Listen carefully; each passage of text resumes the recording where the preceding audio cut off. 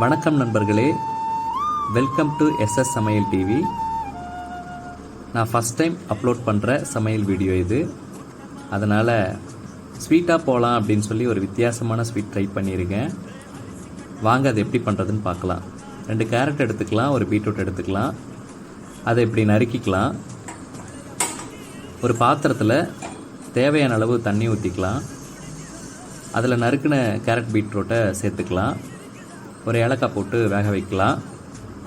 இந்த ஸ்வீட் எனக்கு எப்படி தெரியும் அப்படின்னா, என் ஃப்ரெண்டோட அப்பா செய்யும்போது நான் பக்கத்தில் இருந்து பார்த்துருக்கேன், சாப்பிட்ருக்கேன். செம்ம டேஸ்ட்டாக இருந்தது, சூப்பராக இருந்தது. ஸோ நம்மளும் ட்ரை பண்ணலாம் அப்படின்னு சொல்லி ஃபஸ்ட் டைம் தான் ட்ரை பண்ணுறேன். முடிவில் எப்படி இருக்குதுன்னு பார்க்கலாம். கேரட் பீட்ரூட் நல்லா வெந்துருச்சு.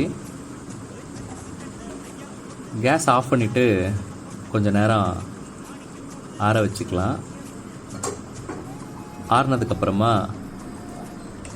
மிக்ஸி ஜாரில் கேரட் பீட்ரூட்டை சேர்த்துக்கலாம். 3 ஸ்பூன் கார்ன்ஃப்ளவர், 3 ஸ்பூன் சர்க்கரை சேர்த்துக்கலாம்.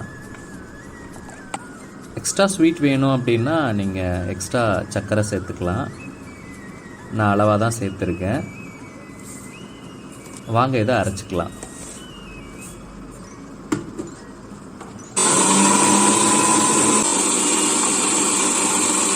அரை முடி தேங்காய் எடுத்துக்கலாம். இதை இப்படி துருவிக்கலாம். ஒரு பாத்திரத்தில் 1 ஸ்பூன் நெய் விட்டுக்கலாம். அரைச்ச கேரட் பீட்ரூட்டை கலந்துக்கலாம். பாருங்கள், இந்த மாதிரி நல்லா அரைச்சிக்கோங்க. அப்போ தான் ஸ்வீட் நல்லா வரும். நல்லா விடாமல் கிண்டிக்கிட்டே இருக்கணும். 3 ஸ்பூன் காய்ச்சின பால், 3 முந்திரி, 2 பாதாம், இதையும் அரைச்சி சேர்த்துக்கலாம். நான் சொல்ல மறந்துட்டேன்,